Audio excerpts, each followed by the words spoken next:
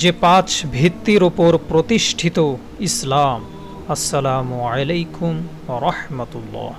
একজন মুসলিমের জন্য অনেক অত্যাবশ্যক আমল আছে, তার মধ্যে 5টি আমল অনেক গুরুত্বপূর্ণ।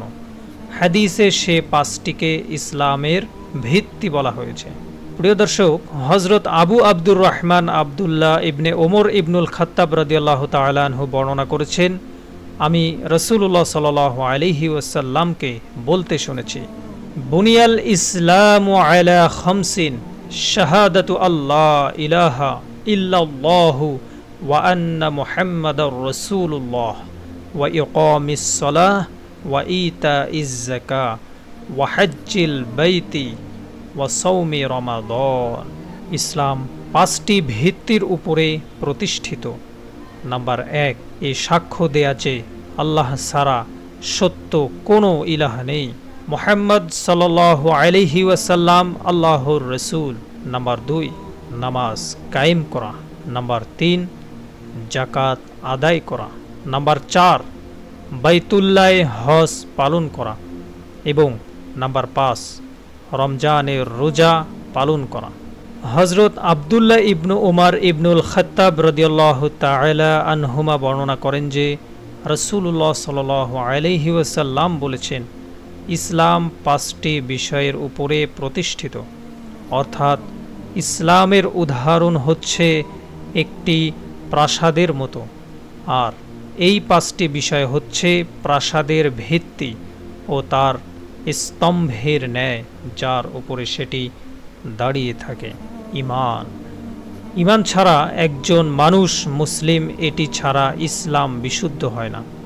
এজন্য কালিমায়ে শাহাদাত মুখে উচ্চারণ করা, এর অর্থ জানা এবং এর দাবি অনুযায়ী আমল করা অবশ্যই জরুরি।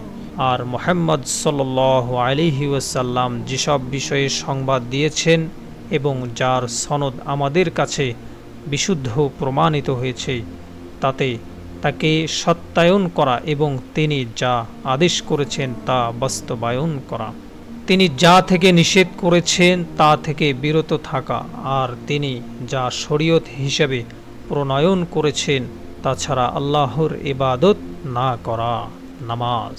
নামাজ কায়েম করা তাওহীদ ও রিসালাতের সাক্ষ্যের পর সবচেয়ে গুরুত্বপূর্ণ রোকন এটি, যা দিন ও রাতে মোট 5 বার আগমন করে।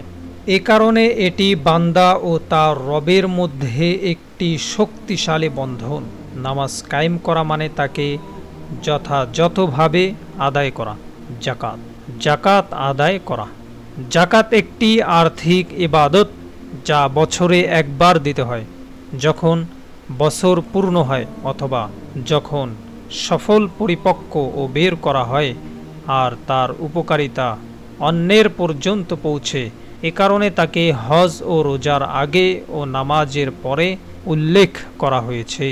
হজ, বাইতুল্লাহ হজ পালন করা, এটি শারীরিক ও আর্থিক ইবাদত, কেননা মানুষ তা নিজেই পালন করে।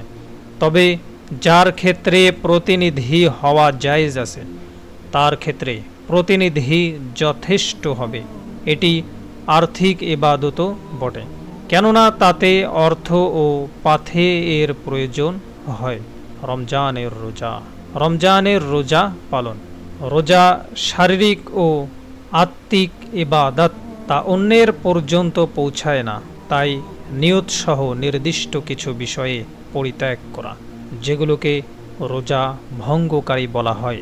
রোজা বছরে একবার ধারাবাহিকভাবে 1 মাস পালন করা ওয়াজিব হয়, আর তা হলো রমজান মাসের রোজা।